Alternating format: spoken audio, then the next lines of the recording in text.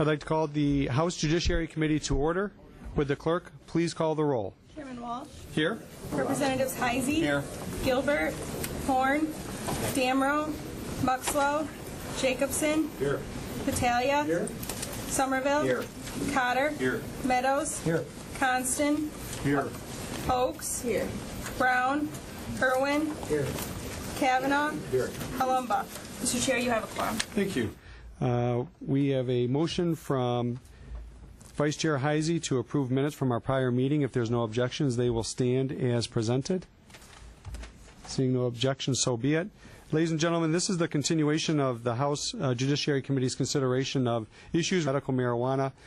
For those of you who were not here last week, we began with a presentation from a small work group who laid out what their hopes were, what we hope to achieve as a committee.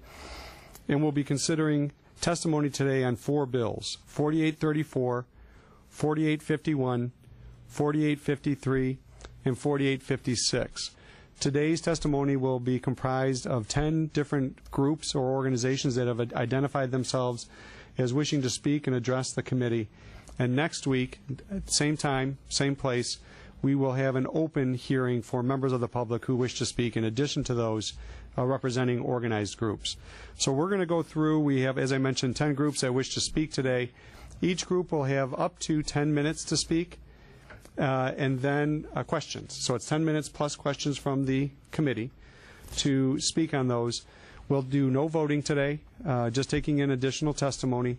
People are more than welcome to continue their dialogue with individual representatives and senators outside of this room. But for our purposes, it's 10 minutes per group. And I do ask you to stay as close as possible to the 4 bills. That is what will be most productive for us, is to take a look at the 4 bills that are for us so that we can continue our process working on those. Again, for those of you who weren't here last week or perhaps didn't hear, we are separately working on the issue of distribution. Dispensaries, how it's grown, how it's distributed.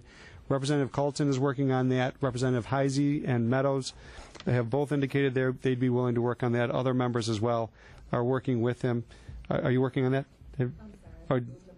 Oh, I got you. I thought you, okay. But we do have a number of people working on that. That'll be the next round. So we'll be working on the issue of distribution in separate hearings and with a separate bill before us. With that, I'd like to go right into our presentations, and we're going to begin with a group known as Cannabis Patients United, and that would be Tim Knowlton. And David Brogan. Oh, David, how are you? Good. Welcome.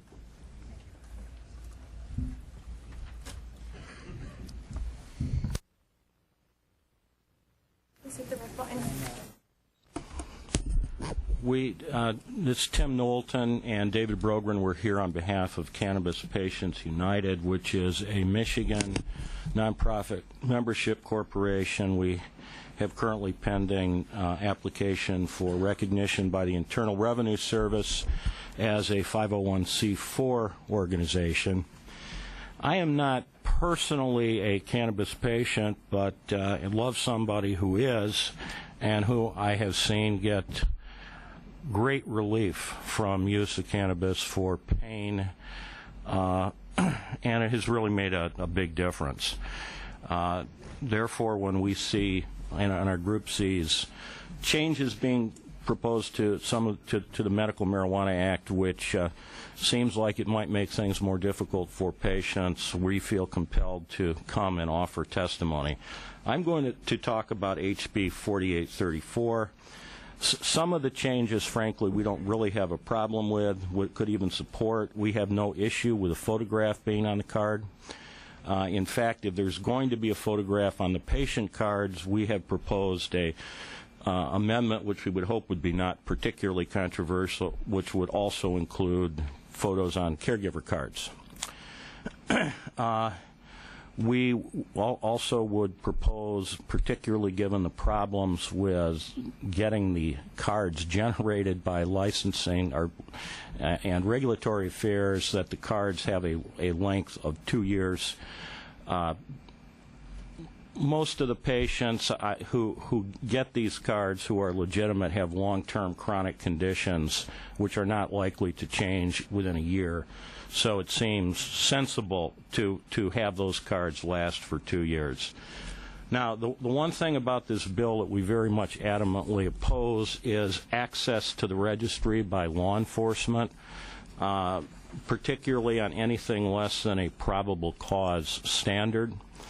As a general proposition, if policing officials believe that there is evidence of wrongdoing and they want a search warrant or they want an arrest warrant, they have to have probable cause, and unless it's some offense committed in their presence, they're obligated to get a warrant.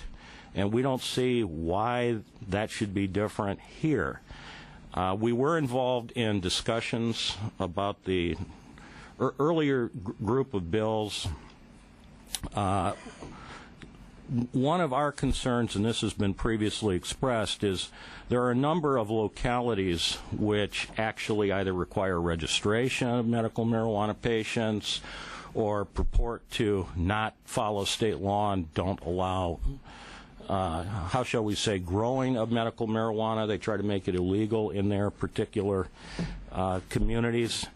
And that is certainly a cause of concern, particularly when it comes to access to the registry, because if one of these local areas has access to the registry, they can use that to find out if, for instance, somebody has registered. Now, we would perhaps have a somewhat different point of view on this bill if, in fact, there was language that made it absolutely clear that localities could not have restrictions which are in addition to the state law. We proposed that, but it did not make it into this round of bills. And as this bill currently stands, primarily because of the access issue, which we think would really subject patients to or a lot of patients to problems with policing authorities, we oppose the bill. We're neutral on the issue of contracting out the identification card process to a private contractor. On the one hand, many of our members are, opposed to non-governmental entities and individuals having access to the information. On the other hand, we certainly can't ignore the fact that, in our opinion anyway, law is just dragging its feet. I know, for instance, in Arizona, you can get a card in about 1 week. And it's all done online, so this is the Michigan system. I don't understand why there are the problems that they are, but because of them, we do not object to having a private contractor actually be in charge of issuing the cards. With that, I'll turn it over to Dave Brogren, who will address 4851. Thank you. All right, on 4851, as a very base level, we do oppose the bona fide doctor-patient relationship that's not uniformly applied to all patients and all doctor relationships in the state of Michigan. We feel the inclusion in the Public Health Code is the appropriate place for this bill to be placed and not in the Medical Marijuana Act. That being said, we went through the bill and tried to make positive comments about it. On page 2, line 4, we asked the words examination and treatment be removed. The doctor is not able to perform treatment with marijuana. The doctor can merely recommend marijuana and that their patient may receive palliative effects from the medical marijuana. And we submitted additional language to Rep. Kavanaugh's amendment from last week under 5 that would just make that little point a little clearer. We also removed the word stationary from the locked and enclosed portion. And the primary reason there was from the hearing last week where it became clear that marijuana plants were included in 56 in terms of transporting. And if you say it's locked and enclosed, a car would be, but it's not stationary. So that would put you in violation of 4851. And we think that's an inconsistency, and we addressed it in both 51 and 56. Then we've added a language that would give a 10-year sunset to felonies to allow people to still be a caregiver.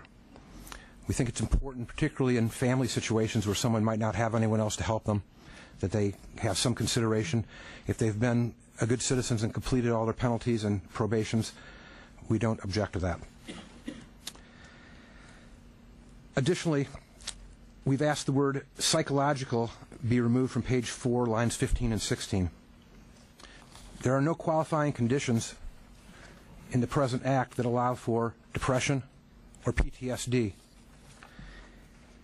As a result, this requirement will create an additional burden for someone who, for example, like me, that has multiple sclerosis, when the issues are not psychological at all. If they were to add PTSD, depression, we would be willing to be supportive of language that would call for a psychological condition.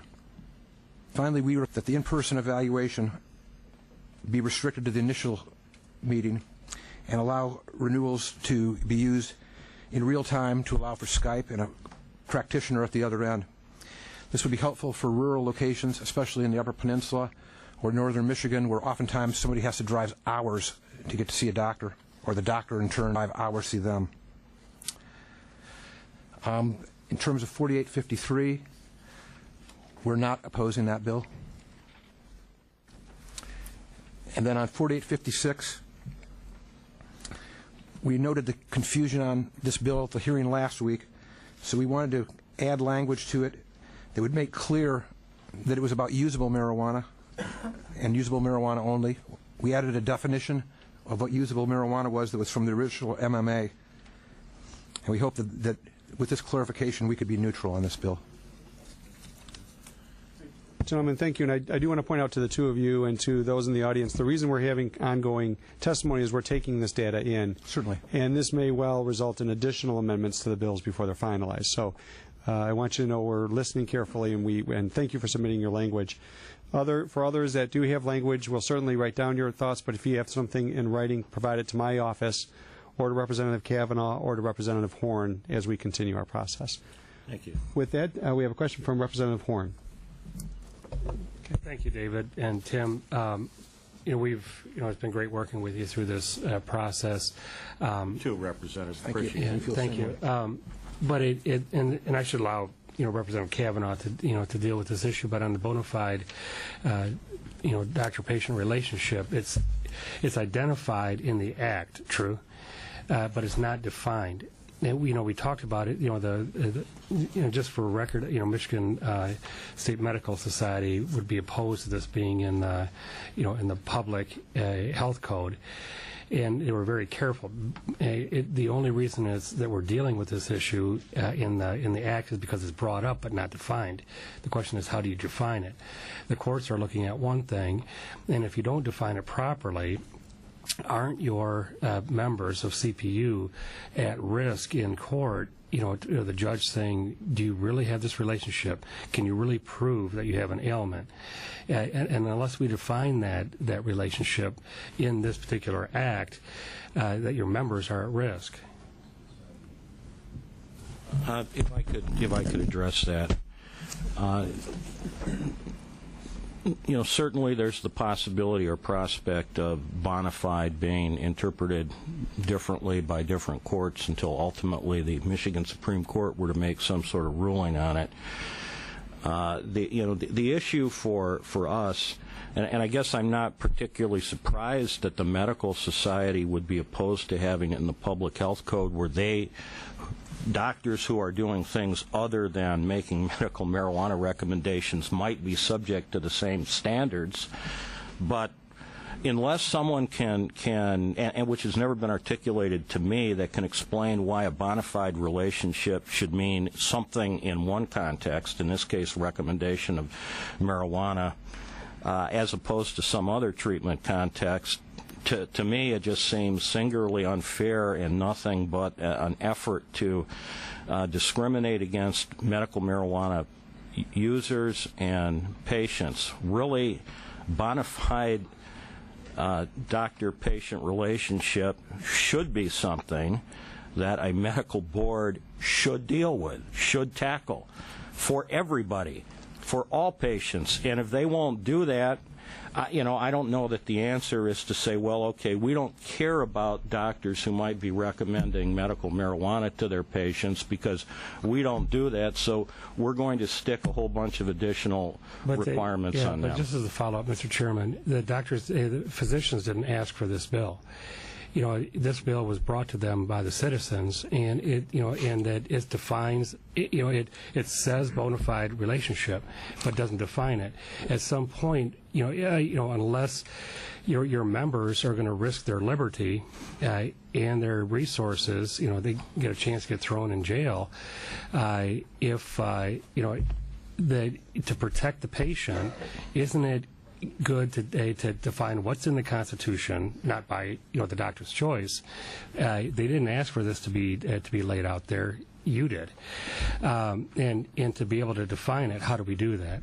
And so it's unfair to put that weight on the doctor's shoulders when 95% of them don't agree, aren't writing the certifications. No, but there are doctors who are writing prescription pill recommendations. I mean, all of the amount of time and effort that's placed on making sure that doctors who make medical marijuana recommendations aren't abusing it, I appreciate. But quite honestly, marijuana, compared to a lot of illegal prescription drugs, is a very benign substance, and unless there's going to be effort made to rout out physicians who are engaged in other practices, pill pushers, for instance, it just seems totally unfair. I mean, there should always be a bona fide doctor-patient relationship, and whether or not the medical society initially came up with the bill, even prior to today, even prior to the Medical Marijuana Act ever being enacted, there should have been a definition of bona fide patient-doctor relationship. Mr. Chairman, so that's the problem. Gentlemen, we've got another question for Representative Kavanaugh, and we're going to cover a lot of ground, and I'm going to rest comfortably that we have time still to work on this. So I am going to move on to Representative Kavanaugh's question. Thank you. Thank you. Representative Kavanaugh? Thank you both, and thank you for your participation in the work group. It was quite helpful. As far as access to the registry, you're proposing a probable cause standard. What is the standard for a police officer to access, let's say, the lien? Just generally speaking. They can access the lien with a card number. Let's say outside of medical marijuana, just if somebody's running a background check and they pull somebody over and they want to know, and maybe this would be better if law enforcement's at the table. But we are going to have input from the Michigan State Police, but can you answer that quickly since it's on the table at the moment? Thank you for coming in. No problem, Representative. Good to see you. Good morning. My name is Sergeant Gill with the Michigan State Police. Officers can access lien in the course of their work if they have reasonable suspicion, or if they just have a need to access lien in the course of their investigation. We access lien all the time when we're pulling vehicles over. We may have to run a plate to find out who the registered owner is. We may have to access lien to find out if an individual is their driver's license is intact and valid. So there are many reasons why we have to access lien, but it's all within the course of our duties and our official capacity and in the course of doing law enforcement function. Did that answer your question? Thank you, but there also are penalties for officers that just access it for personal reasons. Absolutely. Or anything outside the course of their normal duty. Absolutely, sir, and there are strict penalties. We only in our official duties are we supposed to access lien. There are penalties in place. There is a misdemeanor violation for us to access lien for personal reasons, and you can be charged for misconduct in office. Yes, sir. And no more to law enforcement, back to CPU. I think the reasoning that we talked about this at length in committee in the task force is we wanted officers to check to see if there's a card instead of breaking down the door. And I mean, if we make the standard too high, I am thinking that they're just going to knock and ask questions later. My response to that would be this. If someone is at the point where they're going to knock down a door, presumably they've gotten a warrant from somebody a search warrant. And if they've gotten a search warrant to do that, what's the problem with saying, okay, you also need the warrant to say you can get access to the registry? They could do it by one application, get the information about access to the registry, and then go ahead and take on their raid. During the work group meetings, Chris Hawkins he outright said if he's got enough evidence to make a bust, whether or not he has information about whether somebody there is a patient or caretaker, that isn't going to affect what he does. That isn't going to make a difference as to whether or not there's going to be a bust. That being the case, there really doesn't seem to be any particularly compelling reason to me why the police need to have that information on less than probable cause. If I really believe, which I don't because of what police have said in some of the work group meetings, that it would potentially derail arrests or raids that otherwise would not occur, I would not have the position that I do, and I think CPU would take a different position. But just based on what we've heard the police say, that is not the purpose for having that information. Thank you. We're going to take one final question from Representative Irwin, and then we're going to continue on. We do have a lot of people here, some from out of town, that I'd like to get to. Just very briefly to try to put a finer point on that, because this is an element of concern for me when I read the bill.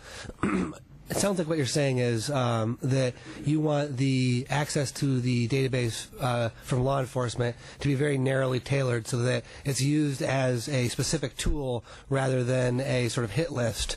And given what we've seen in certain communities, isn't it reasonable to sort of isn't the fear justifiable on behalf of some of the patients that it would be used that way? That is our concern. Additionally, we're concerned about the concept that a policeman could run lean in the car, have it come back among the things they find out that someone's a medical marijuana card holder, and use that as a pretense to pull them over. And we feel as that's categorically unfair in communities where patients must register with the police and cultivation is banned in its entirety. Right. I mean, certain local governments have shown, just with their actions, that they're willing to act directly contrary to what the constitutional amendment says. Is there any difference or distinction that CPU would make with respect to law enforcement access at the different levels? Because my understanding is that the way it's written currently, law enforcement would have access to the registry, whether they were, a county sheriff's deputy, a state police officer. Is there any distinction that CPU would make there between the different jurisdictions? Well, Representative, it would certainly be preferable to us if this bill if it passes, would only apply then to state policing officials, or at least those communities that did not have some of these ordinances which purport to make it illegal to do things that are permitted under the Medical Marijuana Act. That said, there obviously can be sharing of information between police agencies. Frankly, until the whole issue of preemption is resolved, although what you're suggesting would be preferable, it still would not be enough. At least from my personal perspective, we work on a consensus basis and obviously haven't discussed this specific question within the group. I would personally still oppose it. We're going to allow Vice Chair Meadows to ask a question. He has to leave a bit early, so he may not have an opportunity to address this later in today's presentation. Vice Chair Meadows? Thank you, Mr. Chairman. I appreciate that. And just two brief things. One, I know that there is a pretty well-defined standard for whether there is a probable cause necessary or a reasonable suspicion for a stop. And I would like the committee to be that issue to be addressed by police officials when they do testify here. But I've had a constituent contact me, and his concern is that the way that the language of 4851 is written now, he's required to have two physicians. That he is currently under treatment at Sparrow Hospital. His primary care physician works out of Sparrow, and that Sparrow Hospital does not permit their doctors to certify use of medical marijuana usage. And so this bill would require him to find a physician elsewhere, which, of course, he would have to do in any event. And then he would have to continue treatment with that physician, because of subsection 3, which requires that there's a reasonable expectation that they continue this treatment in the future. Is there any suggestion that you can make that would alleviate the problem that he sees in this legislation the way it's written currently? And maybe you can't answer that right now, but I'd like that issue to be addressed at some point. That actually is something that we discussed, and obviously, again, it's going to make a difference what particularly prosecutors elect to present in courts, etc. It seems to me if somebody goes to a physician because their own physician will not make the recommendation, that unless it's a completely bogus doctor, and I don't deny that there are some of those. When I say bogus, that you show up, you give them the money, they write you the recommendation, that a doctor who makes medical recommendations is certainly more than willing to engage in follow-up care, see how the substance is working, see if there are changes to the medical condition, that type of thing. So it was actually something we considered as a possible problem, but ultimately we're not overly concerned about it because we felt that really the situation where it would apply would be those situations where it's one of these fly-by-night operators who comes, sets up a one-day clinic, and then disappears. That if some physician has permanent office locations, you consult with that physician, that physician will be available and will be around for follow-up treatment and care. So that was our thinking on that. All right. Thank you very much. Thank you, gentlemen, for joining us this morning. Thank you. And again, we really appreciate the time. I just want to keep reiterating, this dialogue will continue, and members may reach out to you, and you're certainly welcome to reach out to our colleagues. We appreciate it. Thanks. Our next presenter is Ted Billman of the Veterans for Freedoms. Hi, my name's Todd. Oh, I'm sorry, Todd. I read it as Ted. Welcome. Well, thank you. Good morning, everyone. I'm going to guess I'm the only one here that's the average Joe. What drove us to start our Veterans for Freedom organization is nobody represents us. Excuse me. I live in Roscommon, but it is Crawford County, so I am a business owner there. I'm in an engineering company. I'd like to start out with who we are. Oh, excuse me. We are a group of Michigan veterans and veteran supporters who are committed to improving the quality of each other's lives. The people of Michigan put forth a law that is allowing our veterans to improve their lives and finally find peace. We are proof that it's working. Our focus is not only on the health problems of combat veterans, but health issues of all veterans. Our goal is to provide education to veterans. We are working with the Multidisciplinary Association for Psychedelic Studies on various treatments to reduce the physical and mental pain. Everyone has a unique and different issue and needs different solutions to address them, including oral and topical applications of cannabis. There are many veterans returning home now that are homebound and need help with adjusting to this new lifestyle. Isolation, this causes is very harmful. We need to communicate with others and forming friendships, which is fundamental to overcoming our fears. We hope to get small groups together monthly around the state to get a mentor program started, to have families get together and form friendships, share peace, and feel better about ourselves. We also want to provide the support for family. If Sundays are our spouse days, they're our greatest gift to the family, and we must return the love. So to make this short, you guys can all read this, but I'll get right to the bills. HB 4834, which is the photo requirements. That's fine, it seems, with everybody. The only thing I would ask about that is the 6-month waiting period. The card, your picture is going to be expired before we ever get our card. I mean, how is that?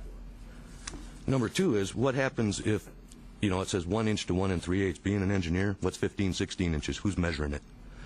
I mean, are we getting that tight on it? I mean, is the law enforcement going to judge it, or who's the judge of the picture? The next part I would like to speak about would be excuse me, I've only had 2 days to get this together. Where am I? Okay. The next part is Section 3 about the confidential list and who the registration is issued to. Part B is a violation of privacy and the HIPAA laws. the police and local officials allowed to review my medical records, including my doctor's certificates. This change is going to remove all privacy from the acts. Local officials will be able to query our records. Law enforcement will be allowed to put the name and the birth date in, which I must admit would be after the stop. What are we going to do? Our records will be turned over freely to the federal officials. This is not acceptable treatment for those who have served our country. The possible abuses indicated with this are horrific. People's personal information and medical records freely shared by government officials and law enforcement.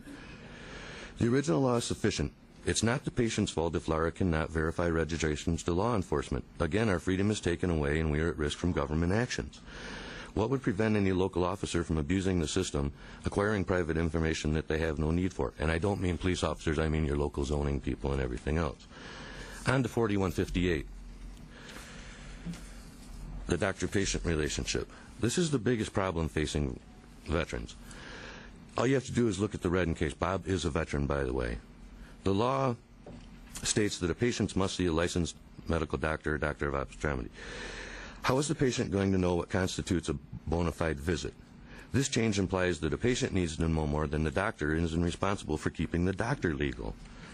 Using myself as a reference, I applied for my card after seeing the neurosurgeon.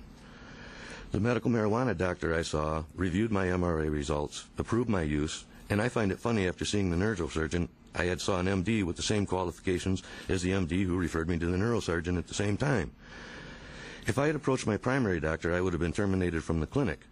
There was no need for me to get a medical marijuana doctor. I've been in the hospital 3 times, the urologist 10, doctor 5, new doctor 3 times, 5 times the podiatrist, 2 diabetic nurses, an EKG, EMG, CT scan, X-ray scans, and I still need to go to a medical marijuana doctor for what? So I've discussed this with my nurses, my doctors. They're all supportive. Why do we need to get it? VA patients have the same issues. They have their disabilities proven from the VA, then they have to go to an additional doctor to review their records and diagnose the same disabilities. Why can't we just do something like put a checkbox when you have a permanent disability would be my solution. In Section 3 is worded a full assessment and to include the medical history and psychological condition. This is way out of scope for a doctor. I mean, when you go to a clinic, you're not required to present all of your medical records, be seen by a doctor, have a psychological evaluation done before your services are provided. How are we to determine what our psychological condition is, especially veterans with BMI and PTSD? We have the responsibility now to ensure that the doctor is given all the information on our mental states. Does it mean that we have to have a psychiatrist report to the doctor? Who will be the determining person to decide if it's a bona fide patient-ship relationship? A judge? Again, I have to ask, how does the patient know if the doctor is doing the job? How did Mr. Redden, when he signed had a medical doctor by the state, know it wasn't legal? We pay a doctor to do the examination and approve the certificate. An example is if I take my car in for new brakes, the mechanic forgets to put the pads on, is he allowed to say, oops, it's your fault and I hit someone? And I'd also like, in my written clarification, I presented the Michigan Board of Medicine and DOs released what is to clarify a bona fide patient relationship. Going to the Public Health Code, it mandates that certain responsibilities and duties for a health professional licensing board. One of those is the board also has the obligation to take disciplinary action against the licensees who have violated the Michigan Public Health Code. Why are we putting this on the patient when it's the Public Health Code and the doctors that are supposed to stop these bad doctors? So, in continuation, why would we have to go to a separate doctor for another reason than to get your medical marijuana license? Using veterans, they've already been through the VA system, so now they got to go pay another person which they can't afford on their disability anyway. So I don't understand this. As far as Part 3, when you're saying that the doctors have to go back and keep going to again and again to the doctor, is the doctor going to be allowed to uncertify the patient if the patient can't afford his return visits? How many doctors do we have to see? How many times do we have to see them? It sounds like some doctor's dream. See me here, you'll be arrested. I have never had a doctor call me to see if my Norcos and Neurontin were working as a treatment. The doctor never even saw me after seeing my specialist. Part 4 is really troublesome for veterans as a doctor can notify your primary doctor without your consent. From my experience, the patient has to allow any transfer of your medical records. I've been to the hospital and any doctors to allow that to go to your primary physician.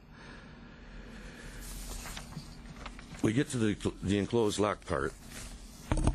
Again, this is an unnecessary tightening of the law. The cases are in the Supreme Court right now. They have to be settled. We waited years to see what's going on. What's the hurry? Why do we have to change them? As far as transportation, it was brought up last week. How are live plants to be transferred?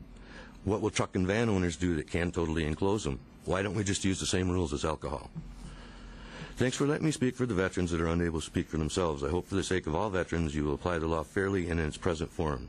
Please clarify the law as it was written, not interpreted. Thank you, and I'll answer any questions. Thank you for your presentation. Do we have questions?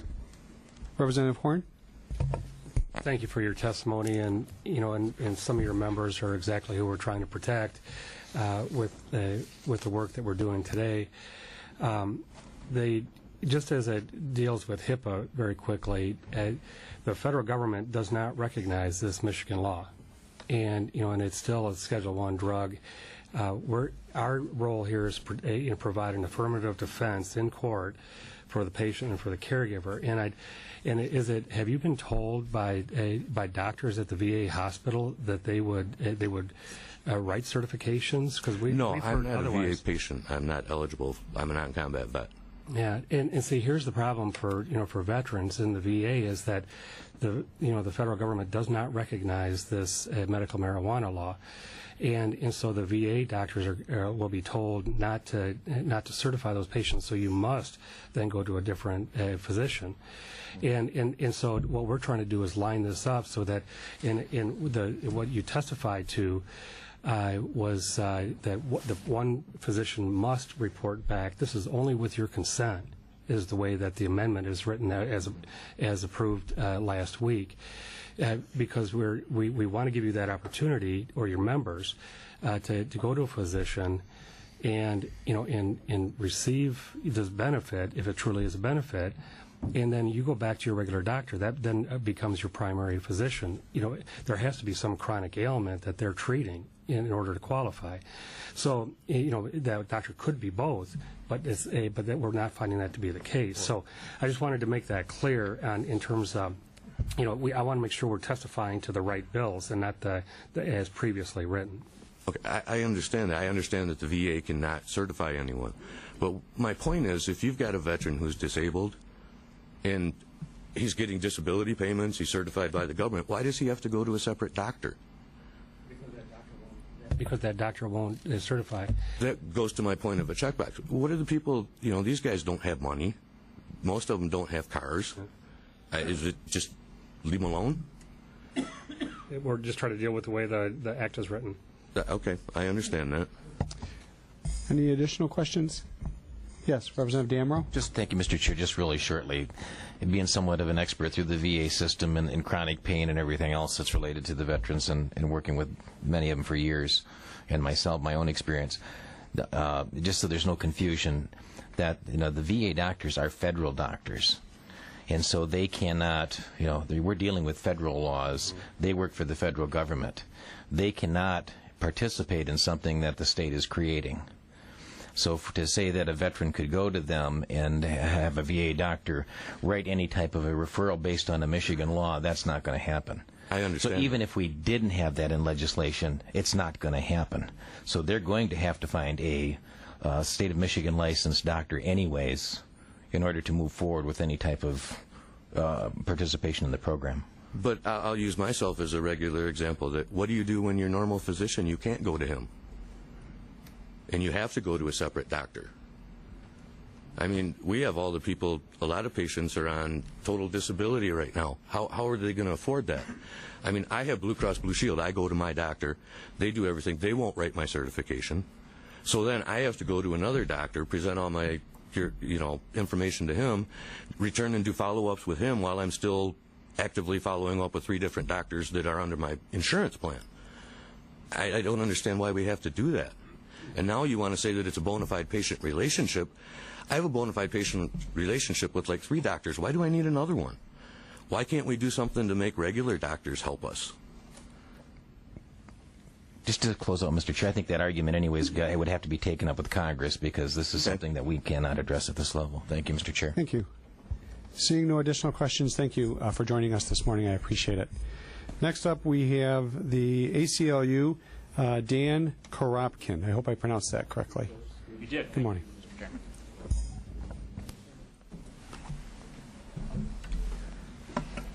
Good afternoon. I'm Shelley Weisberg, Legislative Director for the ACLU, and I wanted to thank Representative Chairman Walsh and Representatives Horn and Kavanaugh for putting the work group together because it was really helpful. But I'd like to introduce our staff attorney, Dan Koropkin, who will take over now. Thank you. Good morning, Mr. Chairman. My name is Dan Koropkin. I'm a staff attorney at the ACLU of Michigan. I've been working on medical marijuana issues for 3 years, essentially since the inception of the Medical Marijuana Act. I've spoken with hundreds of medical marijuana patients about their experiences with the Act.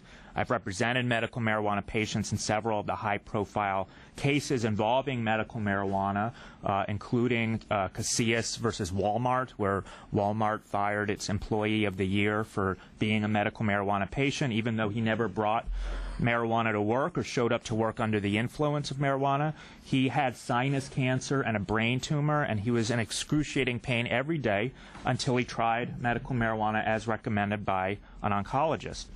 Lott versus Livonia and Birmingham, challenging the ordinances of cities in southeast Michigan which have completely banned medical marijuana.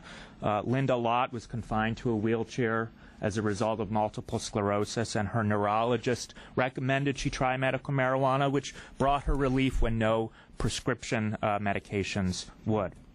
And Larry King, a medical marijuana patient from Owasso, who was arrested and prosecuted because his plants were growing in a fenced-in, locked enclosure that did not have a roof. And he had the correct number of plants, but the Court of Appeals ruled that Larry could not assert the affirmative defense, and his case was recently argued in the Supreme Court. Before I turn to the bills currently under consideration, I wanted to thank the representatives and their staff who formed the working group on this topic. I think that dialogue has been productive, and it's improved the bills significantly. I think it's also helped people with different perspectives about this issue, understand each other better about where the other side is coming from, which is, after all, what our democracy is supposed to be about. My perspective is this. The Michigan Medical Marijuana Act was passed by 63% of the voters, an overwhelming majority. Public opinion polls show that it continues to be supported by an overwhelming majority of the public. Now, are there abuses in the system? Of course. Are there legitimate disputes about what some of the statutory language means? Yes, but this is true of all laws. Prescription drugs are abused. Lawyers and judges struggle to interpret statutes every day. So I think that's normal. What the ACLU asks is that the legislature tread very carefully when amending a law out of respect for the democratic system that brought it into place, and keeping in mind the plight of patients such as Joseph Casillas and Linda Lott, who the voters of Michigan truly wanted to help. Turning to House Bill 4834, we have serious concerns about the provision that would allow law enforcement officers to access confidential medical information. Under current law, law enforcement cannot find out who is a registered patient or caregiver unless they actually have someone's registry identification card and they want to verify whether that card is valid. Now, what's been described to me by law enforcement as the problem with this restriction is that if law enforcement has information that marijuana is being grown in someone's home, they have no way of knowing whether that person is a legitimate patient, and in some situations they feel that knocking on the front door to ask is not appropriate or not safe. So suppose police encounter marijuana growing in someone's house when they happen to be in the house for a different purpose, and the person isn't home. Someone came to me with that problem from Grand Rapids a couple of years ago because their house alarm went off and the police responded. Do they confiscate and destroy those plants, or do they leave them alone? These are situations where limited law enforcement access to the registry might make sense, but only if appropriate safeguards are in place. In our view, 4834 allows too much access. First, it would allow police officers to learn the medical condition of a patient and the name and address of the patient's doctor.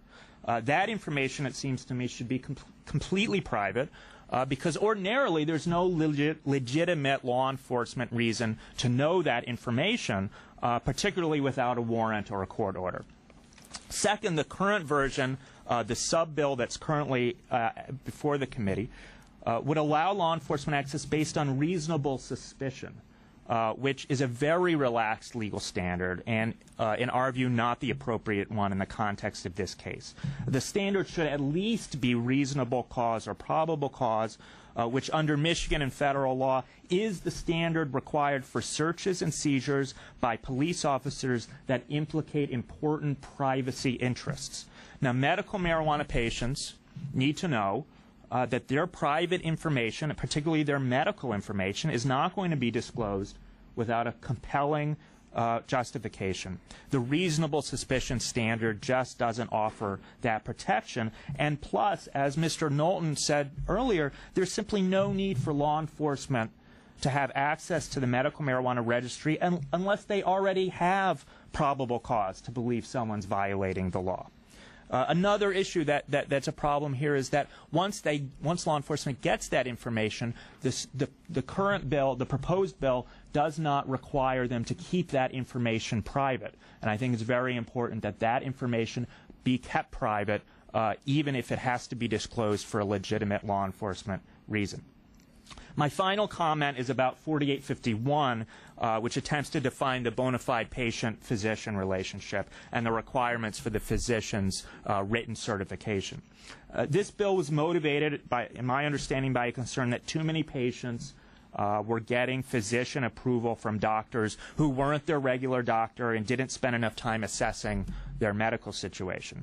I think it's important to find out that point out, as we have before, that if someone doesn't get approval from their doctor, their regular doctor, that might not be because they don't have a legitimate medical condition. It could be because their doctor just isn't allowed by the doctor's employer to write the certification. But our main concern with 4851 is that it's going to interfere with a doctor's own professional judgment about what is needed to provide appropriate level of care to a patient. Traditionally, the medical profession is self-governing on these issues, much like the legal profession is self-governing on questions of the lawyer-client relationship. And I think if I could just point to the one most problematic part of this requirement is the need for an in-person physical examination of every patient. I think if the legislator's concern is that doctors must actually meet their patients in person as opposed to online or over the phone, I can certainly understand that concern. I think a better phrase would be in-person medical evaluation to accomplish this goal as opposed to physical examination. There's actually a federal law that already uses the phrase in-person medical evaluation to accomplish this goal, so there would be precedent for that statutory language. I just think the phrase physical examination suggests that the doctor must physically touch the patient, which might be appropriate under certain circumstances but might not be under others. I think it's best left to the doctor's professional judgment whether a physical examination is medically necessary to determine whether that patient would benefit from medical marijuana. And I hope the legislature will keep that in mind and tread very carefully in this physician-patient area. I think that's it for me, so thank you for your time, and I'm happy to answer any questions you might have. Thank you. Do we have any? Representative Kavanaugh has a question. Excuse me. You mentioned that medical examination, there's a court case that defines that or uses that language? There's a federal statute that uses the term in-person medical evaluation as opposed to physical examination. And that's the Ryan Haight Online Pharmacy Consumer Protection Act, 21 U.S.C. 829 E2B, and I'd be happy to provide that to the committee or to your office, which I think would be useful as you consider alternative language in this bill. Thank you, Mr. Chair. Any additional questions? Representative Horn? Thank you for your testimony. Did you say that and I'm not sure if I caught it, some idea to protect confidentiality in terms of the if a police officer accesses the registry, they have access to the doctor's name currently?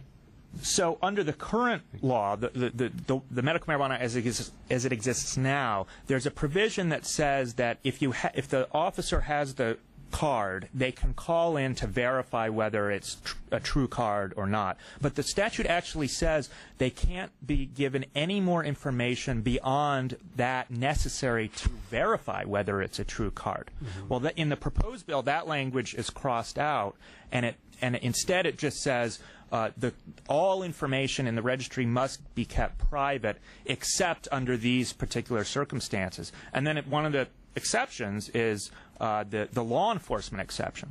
But unfortunately, that law enforcement exception doesn't say, well, the officer can only know whether the registry, whether the card is valid or whether the information is valid. It basically implies they can know anything that's in the registry about that patient. And I can't think of any situation where a police officer would need to know what disease the patient is suffering from, or who that person's doctor is, and where that doctor's office is located. And I would hope that if that information is deemed necessary, then a court would have to look at that before it's disclosed. And I take your point. Thank you. We'll consider this. Representative Damrow? I'm just curious as to see where maybe the ACLU stand on what the state of Michigan is on this. What about the national stand with the ACLU? I'm reading one of the articles here. It says the feds are busting growers who operate in full compliance with state laws, vowing to seize the property of anyone who dares to even rent or legalize pot dispensaries, and threatening to imprison state employees responsible for regulating medical marijuana. Yeah, Representative, there are 16 states now that have essentially legalized in some form medical marijuana. And the Justice Department released a statement several years ago which said, if you are complying with your state's medical marijuana law, we are not going to bother you, even though marijuana has no medical exception under federal law. So in those 16 states, the patients and their caregivers, as long as they're complying with the state law, should be safe. Unfortunately, sometimes the words written on a piece of paper aren't complied with, and what I think the concern has been over the past couple of years is that federal officials are not complying with the federal government's own written policy on that issue. So certainly, we're hopeful that if Michigan policy and statutory language is clear on how you can comply with the Michigan Medical Marijuana Act as a patient or a caregiver, that federal officials will follow the lead of the state legislature and not bother those patients or caregivers. Thank you for your testimony, and I think that's key to what we're trying to do. And I appreciate your participation in helping us move along in that way. Thank you, Mr. Chairman. You're welcome. All right, we're going to move on to the Criminal Defense Association of Michigan. We have Thomas Loeb and Neil Rockin here. Welcome. Thank you. Good morning. My name is Thomas Loeb. I am a criminal defense lawyer and have been for over 35 years. I've been a member of the Criminal Defense Attorneys of Michigan since its inception more than 34 years ago, and I'm currently on its board of directors. I would like to give you the criminal defense overview of the four bills, but specifically with respect to 4834. Regarding House Bill 4853, the guidelines bill, we're comfortable with it. We really take no position, but it's appropriate. You've put it in the guideline score for 2-year felonies, which this particular statute would do. With respect to 4856, which deals with moving medicine, I believe from what I've heard here today that you have received feedback already on the dichotomy between usable medicine and plants. And there has to be some kind of safe harbor, for example, when a couple goes through a divorce or for whatever reason a person moves and that patient grows his own medicine. There has to be a way to be able to transport that medicine in an appropriate way. So we trust that you will come up with a way and will amend that bill. We do support the concept of having the medicine out of reach while in a car so that the passengers or the driver cannot have access to it, because frankly, we criminal defense lawyers don't really need to have medical marijuana patients as our clients.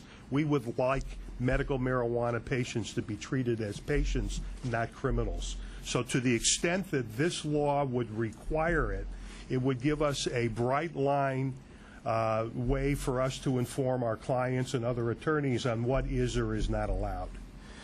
With respect to bona fide physician-patient relationship, the case law in Michigan already defines what a bona fide physician-patient relationship is. You can easily find the case law. I saw my friend Bruce Timmons here earlier, and I know he's very good with Westlaw. The majority of the cases, and there aren't many, deal with the situation in a civil suit between a doctor hired for a defense medical exam versus a patient who goes to his own doctor. But the case law is out there.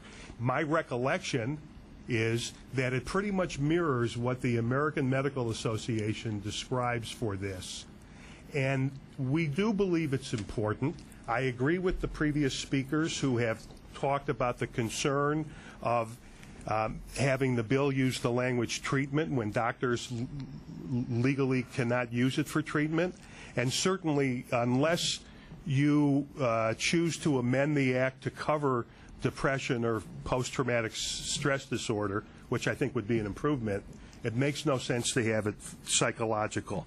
But I'm also grateful that it does not, the language I read on the revised bill does not require that it be only the primary physician, because when I went to Mackinac Island and my youngest daughter was then only 12 years old, and we rented a bike, and she fell off the bike and needed 4 stitches for her knee, and I went to the emergency care clinic and met her doctor for the very first and last time, okay, for the 15 minutes necessary for him to clean the wound, stitch the wound, and send us on our way. That one-time treatment was absolutely a bona fide doctor-patient relationship.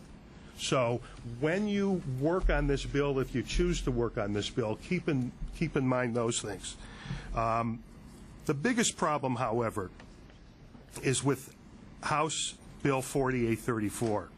We have no problems with the photo requirement. We think that's a good thing. We think that if a photograph is on the medical marijuana card and a person is stopped and has picture ID like a driver's license or a photo ID, it will be very easy to determine whether that card is forged or not.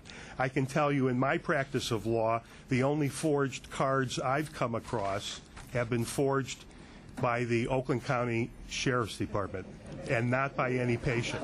So I would welcome having these photos. But with respect to the idea that reasonable suspicion is sufficient to allow an officer or official to get the information from the registry, make no mistake about it. Even if you raise the level to probable cause or reasonable cause, that's not good enough. Here are the problems with the language you have in this bill right now. Number one, what's the difference between a police officer and a police official? Why do you even need a police official? What is that about? Is a member of the zoning board, because the zoning board can pass ordinances for a small city that has a 90-day misdemeanor penalty, is that a police official? Is a member of the Detroit Board of Commissioners, a civilian member of the Board of Commissioners, is that a police official? That phrase, as far as I know, has no meaning, number one. Number two, and this was pointed out by a previous speaker, the language here would allow an officer to find out more than just whether Johnny has a valid card. It would allow him to find out who Johnny's doctor is and what his medical issue is. I am reminded personally of a case that I was involved in very early when this law got passed, where a police officer told the card-carrying patient, if you do not tell me what your medical condition is, I will arrest you and your wife. If you tell me what your medical condition is, I may or may not arrest you, and I will not arrest your wife. So that kind of extortion, it happens. But the biggest problem with this is there's no safeguard. Right now, in the statutes that have already been passed, if a search warrant is issued, there is a requirement that it be reduced to writing, whether electronic or written is not the point, but an affidavit has to be prepared and submitted to a judge or a magistrate after being approved by a prosecutor. And once that search warrant or arrest warrant is issued, it is date and time stamped, and a record is kept of it, so that down the road in the criminal prosecution, if it comes to pass that something was misrepresented, we at least can find out. Under the Fourth Amendment, we can't raise pretext as a defense if an officer chooses to make, for example, a traffic stop, so long as the officer has an articulable belief, for example, that the person was either speeding or violating a civil infraction. I can't tell the judge, but wait a minute, this is a narcotics officer. He doesn't write tickets, and he's been following Johnny for 2 months. He only knows about Johnny because his brother got busted by the same officer last year, and he really wasn't speeding. He just wanted to see what he could see. I'm not allowed to even raise that under current constitutional law. So if you allow a police officer to have this kind of access, we'll never even know about it. And finally, and I'm going to turn everything over to Neil because he can speak even more eloquently on this than I, with respect to the question that was raised regarding what lien access you can get right now, that statute or series of statutes is found in, I believe, Title 28 of the Michigan compiled laws, and when you review it, you'll find that the standard is extremely low. With respect to a police officer running a license plate on a car that he's following to see whether or not, for example, that plate is registered to that automobile or the driver has a suspended license, there is no standard. They can do it for any reason or no reason. The significance is, though, when a lien check is made, there's a record of it. They go through the police computer, and it's date and time stamped as well. So I agree with the previous speaker that stated, I think it was Attorney Knowlton, who stated by the time the officer has probable cause, he can get his warrant anyway. And in anticipation, finally, this is my last statement, in anticipation of perhaps law enforcement claiming, well, what if there's an alarm that goes off and we stumble into this house and see that some medicine is being grown in a room, how do we know whether or not it's being grown by a card-carrying patient or caregiver? There are other ways of dealing with this. Currently, there is a requirement that cards are given to patients and caregivers.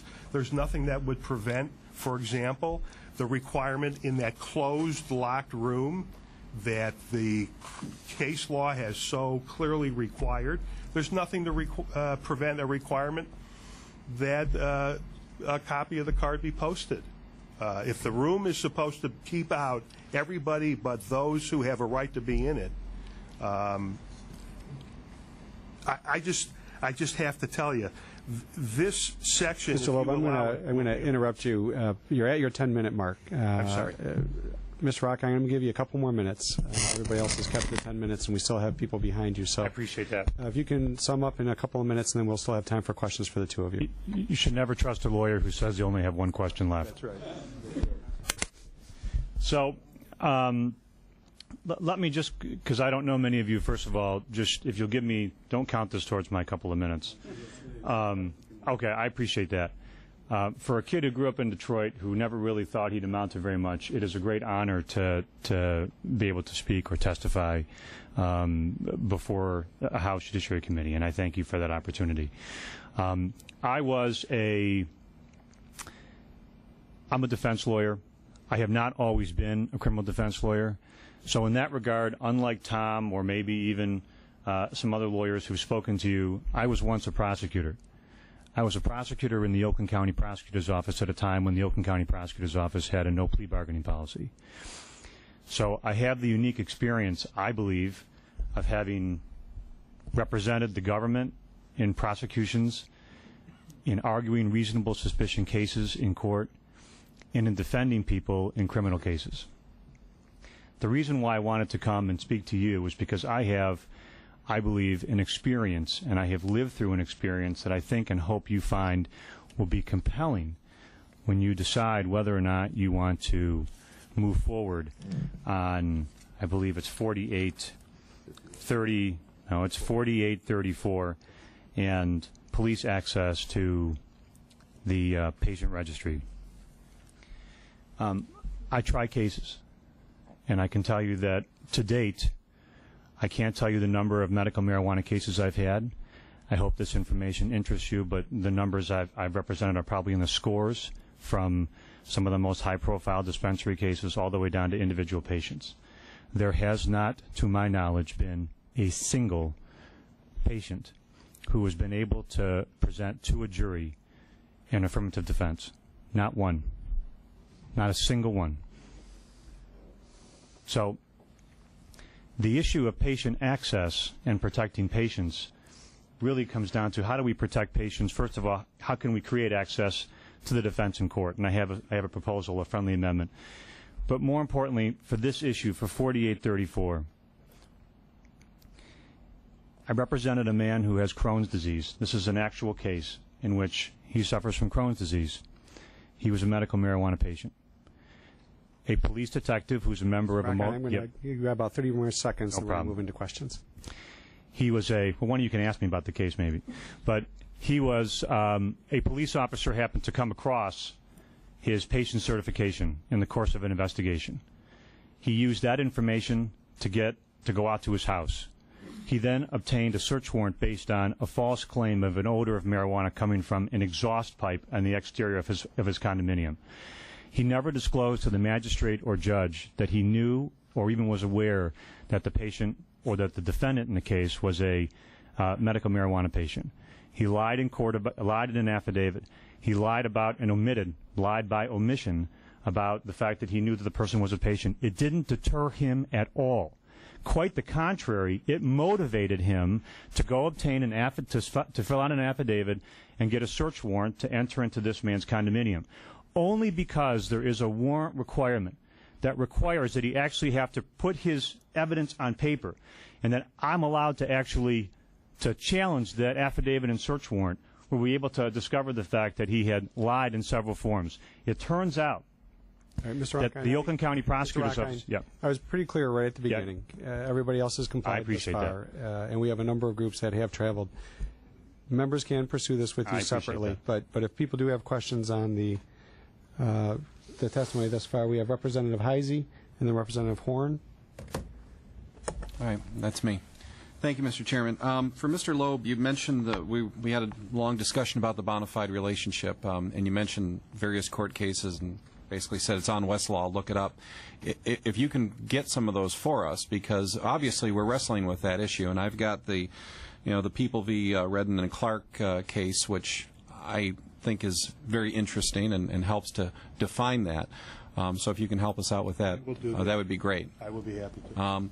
Also, too, I think that the bona fide physician relationship has to be more of a hands-on, long-term relationship. Unlike the Mackinac Island scenario, I agree that that's a doctor-patient relationship, and even that going so far as that doctor prescribing pain medication for an injury of that nature would make sense to me. But I think that the intent of the voters was to have this for chronic pain, for Crohn's disease, for something where you have a patient who is under some kind of continuous medical care. And I don't want to get into debate, but I just thought I'd throw that on the record. But if you can find any more case law for us, that would be great. Could I share one observation about the Red and Clark case?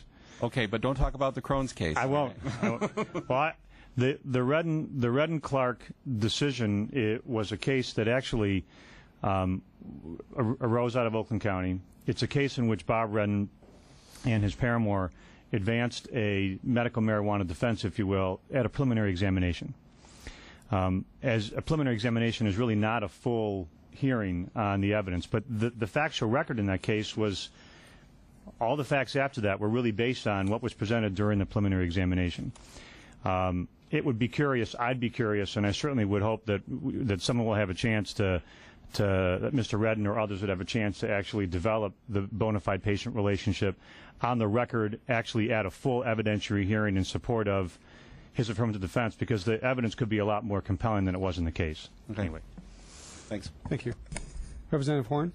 Just very briefly, Ms. A, on your, on the access issue, taking your, your testimony and to heart, as well as ACLU, I think this is something we really need to take a look at, how much information is available on the bona fide patient doctor relationship.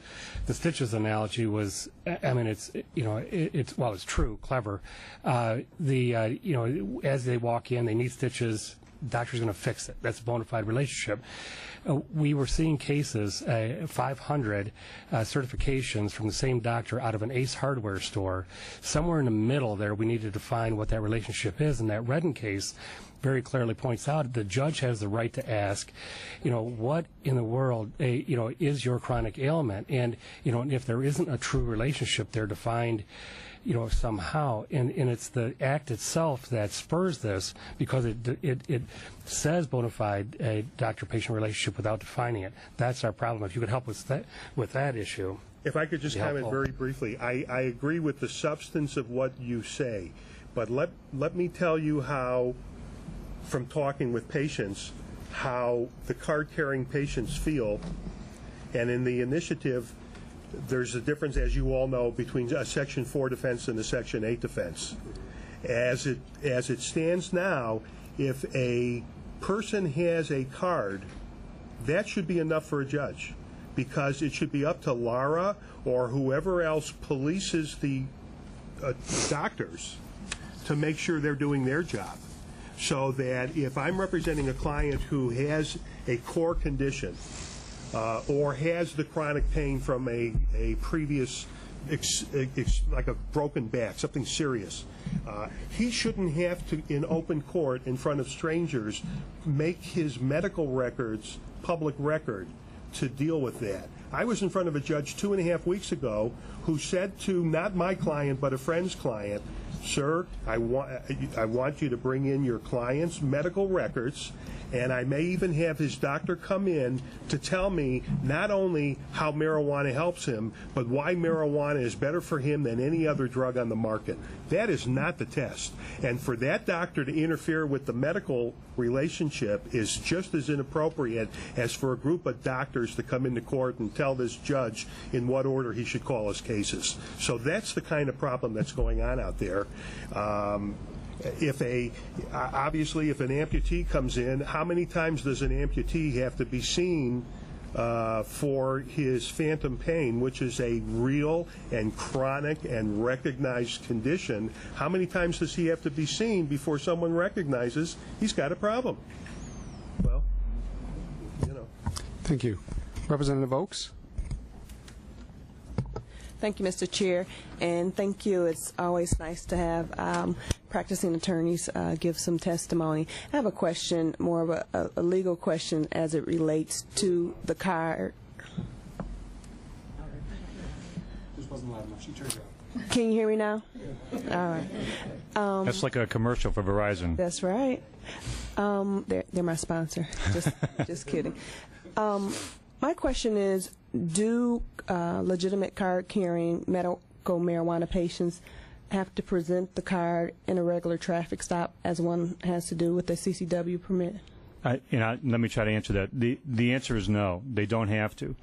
And one of the CDAM's objections to the police access to the patient registry is that if a patient is stopped by a police officer, or if a police officer comes to the patient's doorstep, it should be up to the patient to decide when and how and whether he wants to disclose the patient registration and in what capacity to the police. He may just choose to say, listen, I'll give you my name, you know where I live.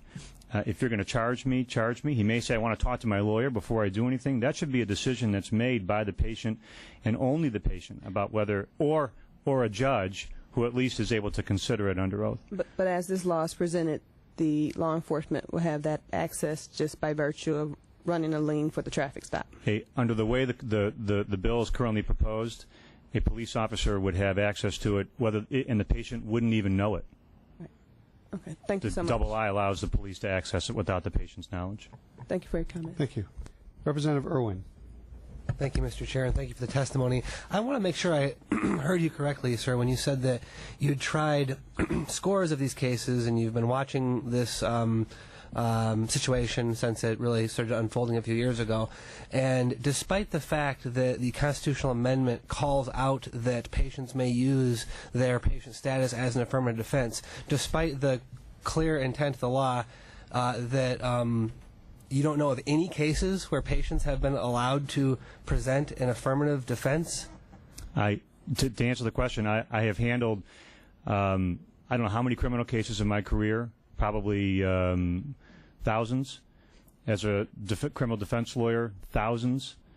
As a defense lawyer in medical marijuana cases, I've represented scores of patients and caregivers.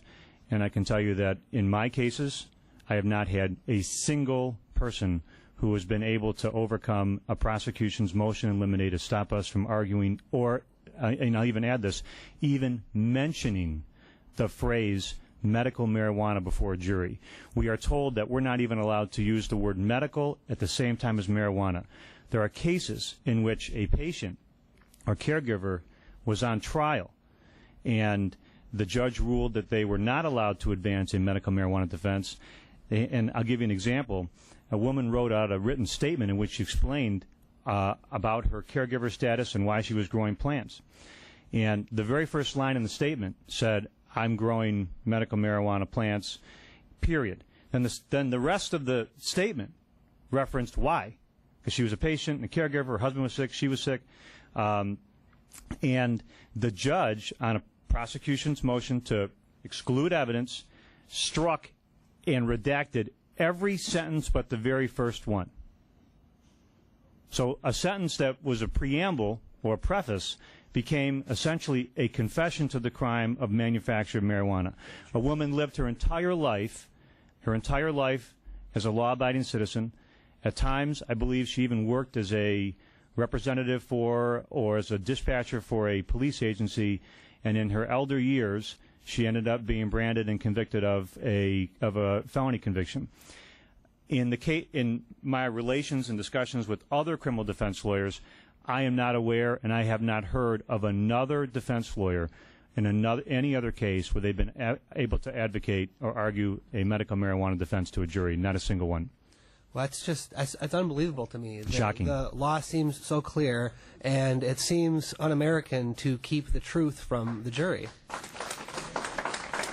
So I would hope that kind of principle could transcend partisanship. I had proposed, as members of CDAM, we proposed an alternative. We proposed a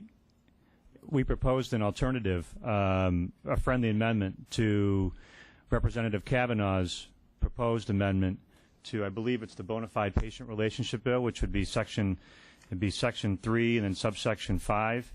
And we just proposed it to make the language even more compelling, and that language is contained, I believe, and we relayed that information to CPU. It's contained in their proposed bill. It contains mandatory language that if a patient presents a prima facie case of a bona fide patient relationship between he and a physician, that he shall be permitted to advance a medical marijuana defense to the trier of fact. It should be mandatory. Thank you, and thank you for sharing that. Just to point out to the committee and those in the audience, we did have an amendment from Representative Kavanaugh that I think many of us believe is reasonable to underscore the issue, and if we can improve it, so be it. So I'd encourage you to continue working with him. Thank you very much. Thank you. Thank you for being here. We have 6 more groups. We clearly will not get everyone in today. We have session for the House that begins at noon, and out of respect to my colleagues, we will adjourn at 11:45. So what I hope to do is at least get 2 more groups in today, and then we will begin with the remaining groups next week. The 2 groups that I'd like to hear today from will be the Michigan Medical Marijuana Association and I hope the State Police. And then with regrets, we'll have to put off the remaining groups until next week. So with that, I'd like to introduce Joe Kane and Michael Comorn of the Michigan Medical Marijuana Association. Welcome. Thank you. Good morning. My name is Michael Comorn. I'm an attorney. I'm also the president of the Michigan Medical Marijuana Association. With me is the CEO, Joe Kane. I first wanted to thank you, the committee, for the opportunity to speak today, and specifically Representative Horn and Kavanaugh and the chairman, Representative Walsh, for their efforts in putting this together and addressing these issues. With that said, Joe Kane to thank you. Hi, folks. And I'd like to thank Representative Horn and Representative Kavanaugh and Representative Walsh for meeting with us and listening to our concerns. I hope you folks are getting an understanding now. This law hasn't been implemented. The true test of that is when you go into the courtroom. We have no defense. We might as well, it'd be a lot faster if we just pled guilty, because that's the outcome. This law has not been implemented. The problem is if you pass any bills right now, the law still will not be implemented, regardless of what you do. All you're going to get is a bigger hammer. That's it. An easier way to prosecute patients. Sick people. The fact that we're even thinking about if a proper doctor-patient relationship hasn't been established to throw a sick person in jail. Imagine one of these certification clinics who certify thousands of people every year. If one of those doctors gets shut down, thousands of people could go to jail. That's what the law says, and that's the way the law has been implemented. The fact that Bob Redden's been in court for 3 years now. He's lost everything he's owned. His wife has died of ovarian cancer. This is how the end is for her. She has to fight in court. If you look at some of the graphs, we start on page 10. Trends nationally are down for narcotics arrest. Page 11, it's not so in Michigan. In Michigan, the government is doing an outstanding job of prosecuting marijuana and other narcotics. The percentages are the same as they were in 2007, before the law was passed. Nothing's changed. 63% of the time when we're encountered, we go to jail. Simple possession. It's the only thing that's up in the country. Simple possession of marijuana. Those are the people who are getting arrested, not the people who are dealing drugs. This is a sad thing. When you actually get into this, Grand Rapids actually exceeds marijuana arrests for Birmingham, Alabama. They're beating a state that's not even medical marijuana. We look at OUIDs and OUIOs. That's the good news. They're going down. They're down by 20% since this law was passed. You don't hear anybody talking about that. Arrest infraction by year. This is a biggie for me, folks. You got 63% of the time when somebody has marijuana, they go to jail. 20% of the time if somebody commits rape, they get arrested. 16% robbery. 7% auto theft. It's safer to be steal cars than it is to work a construction job in this state. And they're arresting marijuana patients. FAR's database. Really important stuff here, because the government made a case of it last week. And I mean, everything passed its name when he started talking about the facts. It was wrong. FAR's database is fatalities. He quoted a number. The number was high. It was artificially high. It was wrong. The fact is, if you look at the actual numbers, we're in line with 2008 before the law was passed. The number of fatalities has not gone up. And the University of Michigan backs me up on that. When I saw his chart and it just looked like a breakout, it's absolutely wrong. By the way, folks, I'm an analyst. 35 years I worked with data. And I made a little statement here on the compromised results that he presented. But if you start breaking down those numbers, half the people he quoted were blowing .20. 0.40. There was one guy that he was already dead and he just didn't know it because he had alcohol poisoning. It was reported into medical marijuana as a marijuana fatality. That's not true. You drill down those numbers, you start finding out other things. People who are alive and walking are including those fatalities. they're not dead. So the numbers are actually much, much lower. One death's too many. But after you break the numbers down, there's 37 people that had THC in their blood. But there were other factors. You have to understand there's other factors. Some of these people, they weren't drivers. They were missiles. They were determined to kill themselves from the day they were born and take as many people as they could with them. They had numerous arrests, speeding, reckless driving. They had crashes, 10, 12 crashes, and they were still on the highways. Nobody stopped them.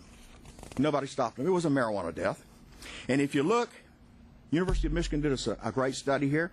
If you look at the studies, it's a continual, on page 22, we're in a continuation of a downward trend, not an upward trend in fatalities in the state. There is no justification.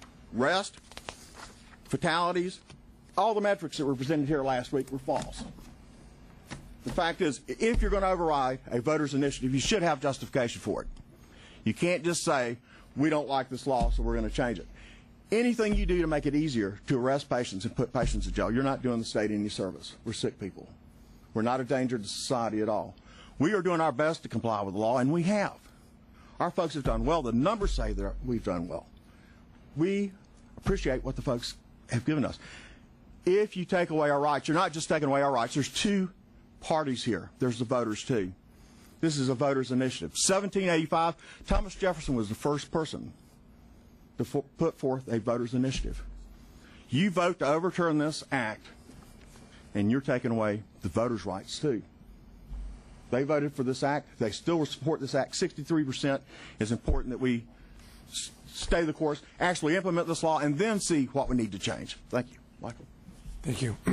I've given you, and I hope everyone got a chance to look at the what I'm proposing that this committee adopt as a resolution, which before even considering any vote would be a medical marijuana patient bill of rights. I think the need for this is can't be overstated, despite the fact, and you've heard already testimony, that there's very specific enumerated rights in the Michigan Medical Marijuana Act. They've been eradicated in the courts. And when you look at the Michigan Medical Marijuana Act, it needs to be looked at from the position in the courts. The reason a person goes and gets their card is to protect them against arrest or to use it in court to defend themselves. I know that the bills were presented from Representative Horn, as he stated, from a 30,000 feet looking down, and I can appreciate that. And even from that view, I think it's overwhelmingly clear that the law hasn't been implemented. The cards are, for 4 years, been 7 months behind. There's no new conditions on the registry. The veterans who, it's well documented, receive tremendous benefits in their acclimation after seeing battle, have greater success with PTSD when they are using cannabis. And now we are debating the privacy of the patients, which is another right that's very clearly enumerated in the statute as well as in the administrative rules. But the real way that I believe that this committee should be looking at the issues is through the eyes of the community who these laws affect the most. It's easy to make judgments in the comfortable chambers that we're here, but unless you see and hear what is actually happening to the medical marijuana community, they're being devastated in court. What this community really needs is a hero. We need a legislature to step up and utilize its authority under Article 2, Section 9 to implement the initiative. It's not happening. Brother Stecker gave a presentation, albeit I disagree with minor analysis of some of the things. It was very well thought out, and it pointed out the specific rights in the Michigan Medical Marijuana Act that are supposed to be granted to the patients. Did you hear what the statistics were in the courts? Patients and caregivers 0, law enforcement and prosecutors 15 wins. 0 wins to 15. What should be noted is that of those 9 published cases, the trial courts ruled in favor of the patients and caregivers. The discrepancy in that kind of legal reasoning should tell you that the legislature needs to act and act powerfully to make certain that these rights are not political ping pong in the courts. And my position, our position, is we're hoping that you will look to the public health code as a manner to ensure that these rights are afforded to patients and caregivers. What we hear in court is that the Michigan Medical Marijuana Act merely is a exemption to protections, but it did not override the public health code. Well, that has been the justification to deny people the right to present a defense in court. My last four clients have been 65-year-old couples who've been married 30 years, and I'm in court with the prosecutors discussing whether their doors were locked to their basement. It's at that level of ridiculousness. There's a new emergence in law enforcement of being specialists in arresting for the loopholes of the protections of the Michigan Medical Marijuana Act.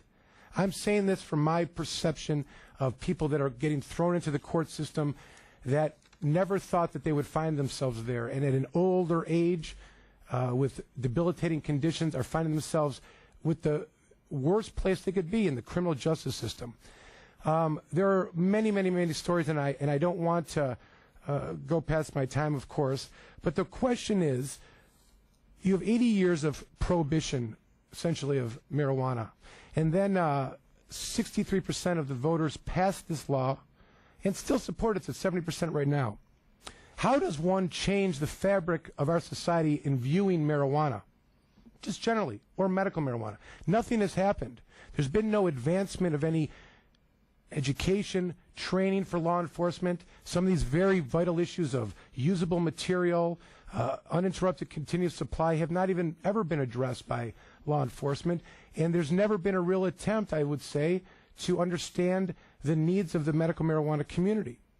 You know, some of these bills, and the way the law has been destroyed in the Court of Appeals, doesn't even recognize the simplest concept of what this law was intended for, which was allow people to get safe access and not have to worry about arrest. If you take the patient that we would all agree to, dying of cancer, came out of chemotherapy, and is at home throwing up in a bucket, and they want to get certified and try to use cannabis as a medical treatment, where do they go to get started? The law would call that a crime in that acquisition right now. If they do take that risk and get some clone or a seed and start growing it, it's going to take 4 months. Where are they supposed to go now?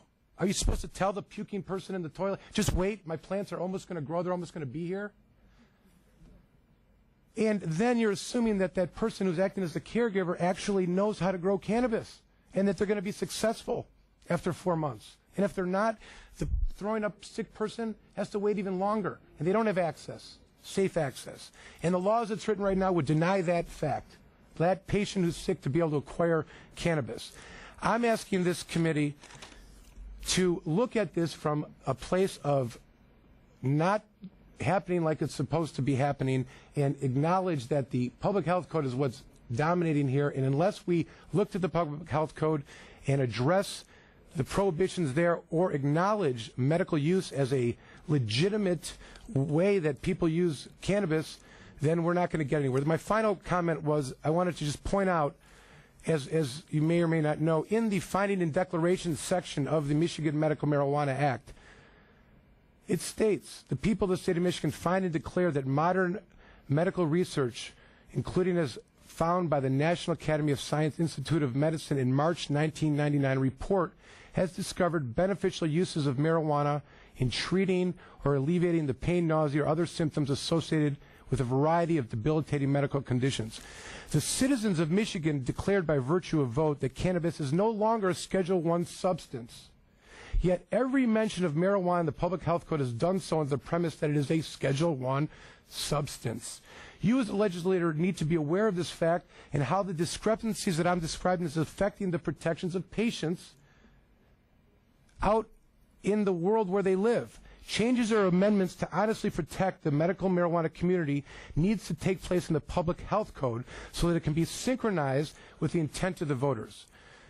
So, in conclusion, I'd ask you to not amend the law. I think and just to follow up with Brother Counsel from CDAM on the issue of the opening up the registry.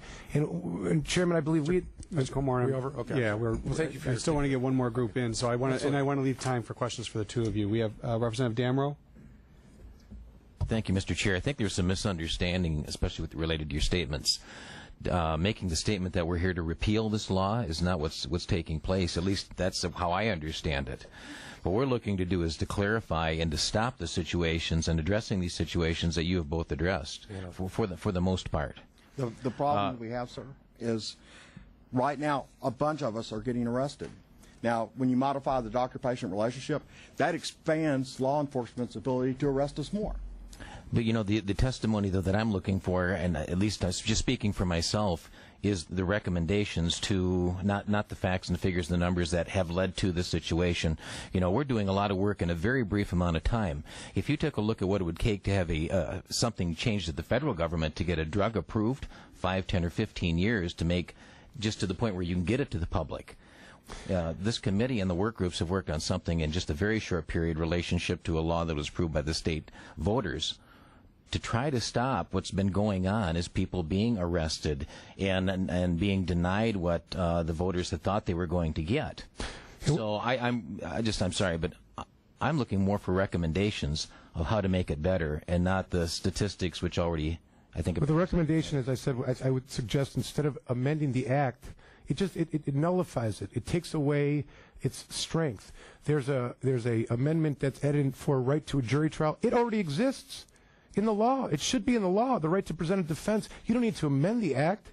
You need to go into the public health code and declare that in marijuana cases, there is a thing which is known as medical use, and it should be recognized in the statute.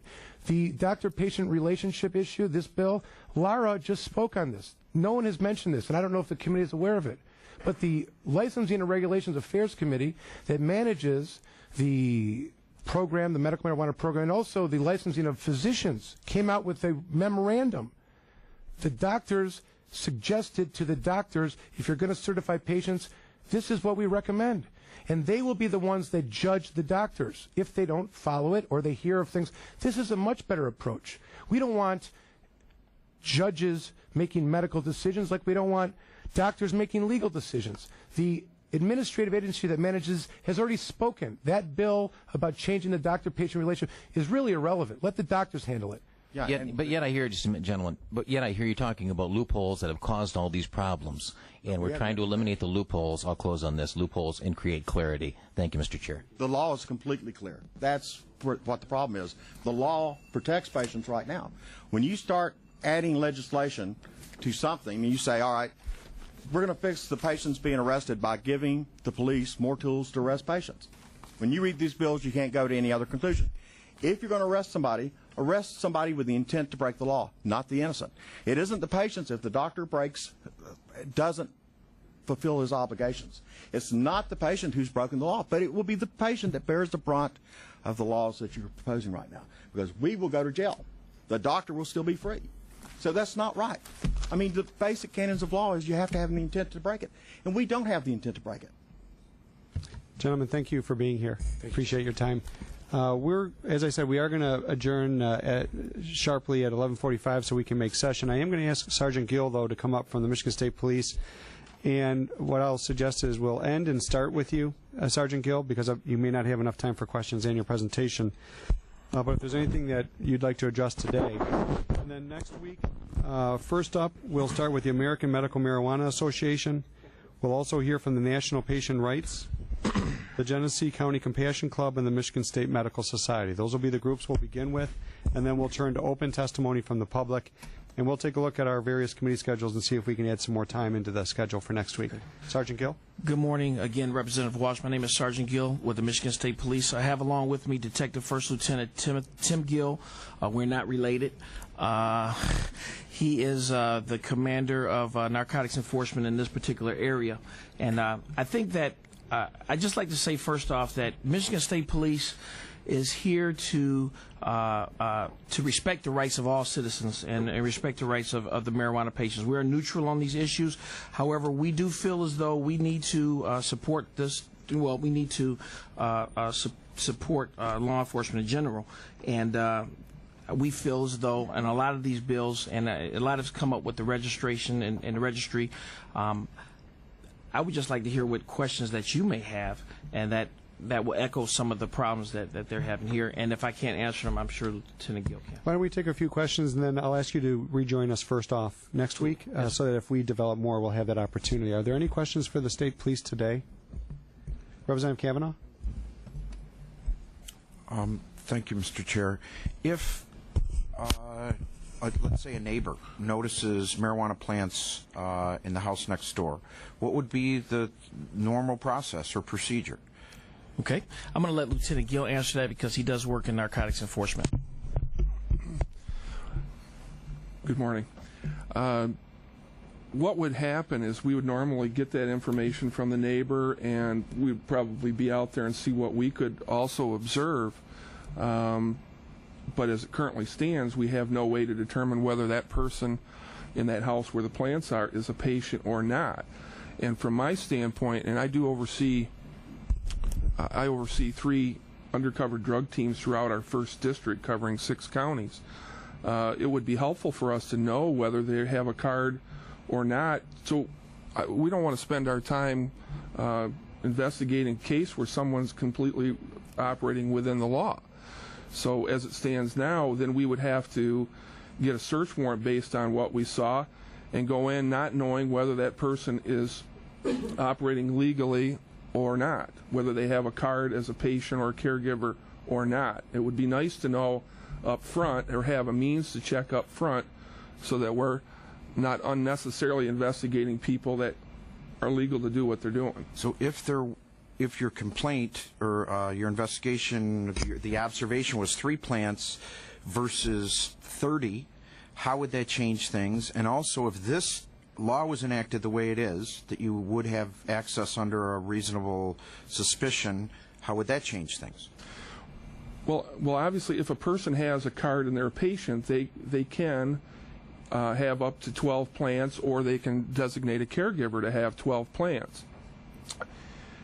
If we had information, or we only saw 3 or 4 plants, and we knew up front that they had a card, we'd move on to the next case or whatever we have. We wouldn't even bother with it.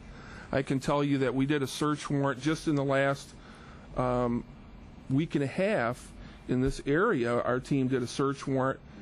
They didn't know the person had a card up front. They do a search warrant. Person has a card, and they are actually within compliance. They had less than the number, they had 12 or less plants. They left everything intact and left. Final question on this point. So if the observation was 3 plants, and under currently, what would you knock at the door, just presume that maybe it was, or would you feel compelled to get a search warrant based on a small quantity? Well, absolutely not. Not if we knew they had a card and we only saw 3 plants. Saying you don't know. I'm sorry, we don't know. The current law is. If we don't know how many plants they have, or whether they have a card? The observation was, let's say, 3 plants, and that's what you're investigating, and you don't have this new law. Okay, I got you. Under the existing circumstances, how would you proceed? Well, we'd either knock on the door, or we would obtain a search warrant. Thank you, Mr. Chair. Thank you. We're going to go to Representative Brown, and we'll finish with Representative Horn today. Representative Brown? Thank you, Mr. Chair. I'm going to kind of ask a similar question, but if it wasn't marijuana, let's say it's Vicodin.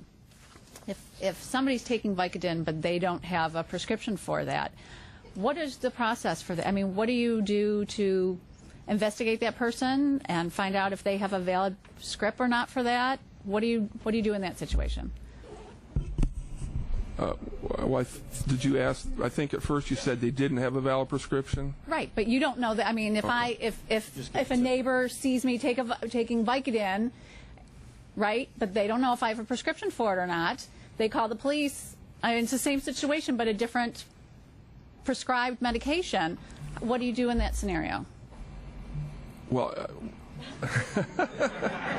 I can quite honestly tell you. I hesitate because I can quite honestly tell you I've never had a circumstance like that. Normally you get a tip that somebody says, I know someone that doesn't have any prescriptions for Vicodin that's selling them. Mm-hmm. I've never had a case like that, and I've been involved in drug investigations specifically for about 18 years of my career, and that just has simply never happened. Okay, but it is against the law for somebody to have, if I'm taking Vicodin but I don't have a script for it, that's That's a Correct. crime, right? We can always do a knock and talk. I mean, we could knock on the door just like anything else, like we do now with some of the marijuana cases. And so, but you don't have access to find out through any kind of computer system whether I have a prescription for that or not, right? Well, there is a system in the state that you can tell whether a person has gotten prescriptions for different narcotic drugs. Yes, there is a system in place But you've that never we can gotten access. a phone call about somebody just having possession of a medication, a prescribable medication, just the possession. It's always anything you've dealt with has been just. I have never had something like that where the person that called didn't already know that they didn't have a prescription or they were simply illegally selling it. I've never had one like that, ma'am. Okay, so I guess I would echo Mike Moran's comments in that we need some education for people to understand that it is a prescribable medication, and if my neighbor's not going to call the police on me because I'm taking Vicodin, then I don't know why they're calling the police on me if there's a marijuana plant. But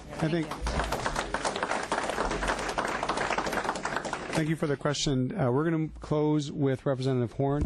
And very quickly, I know you're short of time, Mr. Chairman. First of all, one of the dilemmas that we have is that that marijuana, cannabis, is not a prescribable medication, and we had a lot of other issues we had to deal with. But you've heard some of the testimony. Sergeant, thank you for your help through this process. But you've heard the testimony. How much information does a police officer need when they have access to a registry card? Do they need to know who the doctor is? Do they need to know? I mean, does that information come across on lien? I mean, can you help just kind of define what happens under those circumstances? Okay, I did hear that testimony, and I'll tell you right now, we would just be okay with just getting the information as far as that they are on the registry. We don't need to know that what their condition is, who their doctor is, what their ailment is. That's not necessary for us to know. If we can just ascertain that they do have a medical marijuana card and that they are on the registry legally, that's enough for us. If we need to know anything else, we will get a search warrant. All right. Gentlemen, I'll look forward to starting off with you, so we may have some additional questions. I think it's important just for the record to note that medical marijuana is not prescribed. It's subject to a certificate, a construct under the Act. So I just want to make sure that we understand there is a difference between prescription medication and medical marijuana. With that, I want to thank everyone. My regrets again to those of you who came to testify. I appreciate you being here. We will put you up first next week. Thank you. See you Thursday. Thank you. And that concludes our coverage today of the House Judicial Committee hearings on the modification of the Medical Marijuana Act via several proposed bills. Our next coverage on Bud TV Network through RadioWeedShow.com will be 1 week from today at 10 o'clock in the morning.